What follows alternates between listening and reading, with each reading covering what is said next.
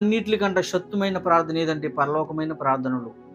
మరి దేవుడు చక్కగా పరలోకమైన ప్రార్థనలు చేసి అద్భుతంగా అనేకమైన సంఘములో మరి ఈ యొక్క పరలోక ప్రార్థనలు మరి చేయడానికి దేవతి దేవుడు యేసయ్య మనకి ఒక మాదిరికరమైన ప్రార్థనలు మన ముందు వాక్యము ద్వారా మనకు ఉంచి మరి ఆయన చక్కగా జ్ఞాపం చేశాడు. దేవునికి మహిమ కలుగును గాక.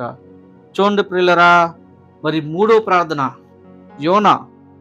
చూడండి యోనా గ్రంథంలో రెండో వచనంలో 9 దాకా ఉంటుంది మరి ప్రార్థనలు.